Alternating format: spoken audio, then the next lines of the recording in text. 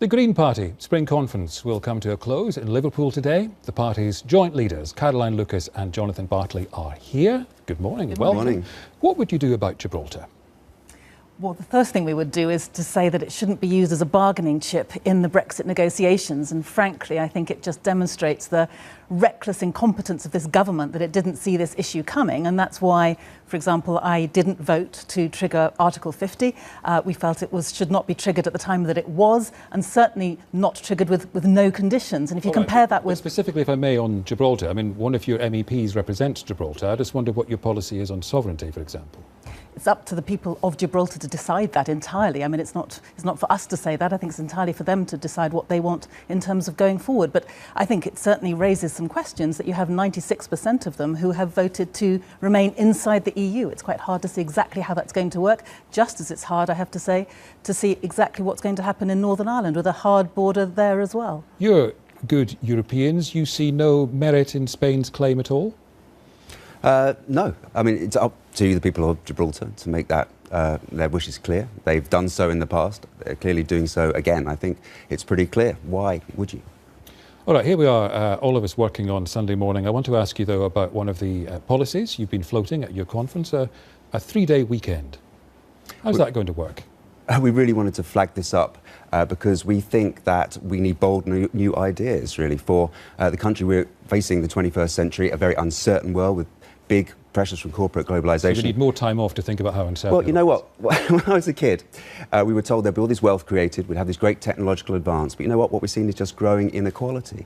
And we feel that people are being shortchanged. And we're seeing a right-wing coup over Brexit, which is taking us into an even more deregulated situation. We're facing being a bargain basement corporate. Yeah, right-wing. Well, UKIP have said to the government, jump, and the government has said, how high? Did you catch the referendum result at all? We certainly did, but crashing out of the single market, crashing out of the customs union. We know that a third of environmental regulations won't transfer across, probably, according to the government, in the Great Repeal Bill. That's not what people voted for. That's not the kind of country that people wanted. All right, so tell me where the three-day weekend fits into what many economists think is Britain's productivity problem.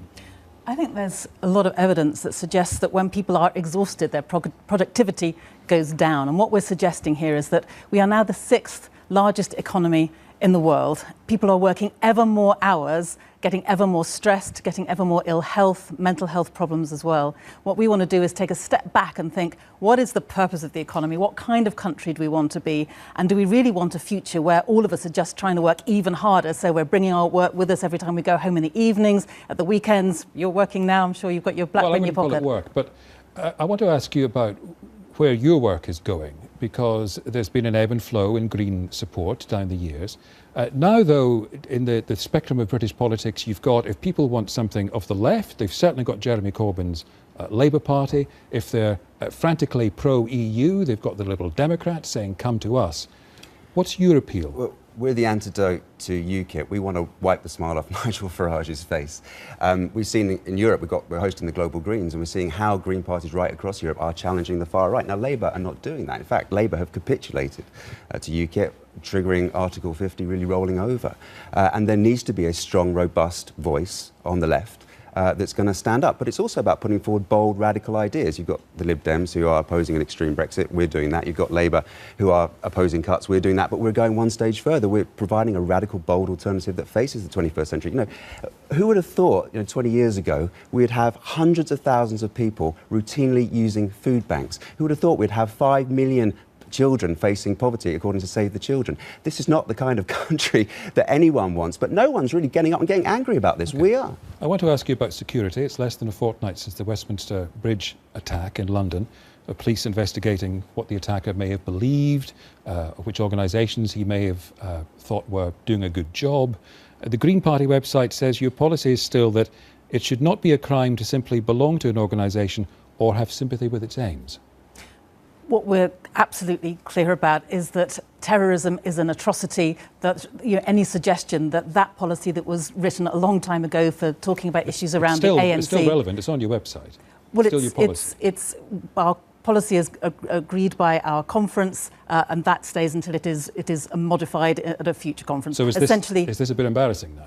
I think the wording isn't very helpful right now in the sense that it's allowing people like yourself to interpret to mean that in any way we were suggesting that those people who support something as appalling as ISIS if I would can be... come at it from another way, what about freedom of thought? What about freedom of expression in this country? Don't you want to stand up for that, even if there are terrorist atrocities? I think that's exactly the distinction that that piece of policy is attempting to make. In other words, freedom of thought is entirely permissible and it would be very scary if it were not. There's a distinction between that and the kind of atrocities that we see at Westminster, and quite rightly people going after anybody that's involved in that. That is without a question. But it doesn't sound like you managed to square those two difficult problems.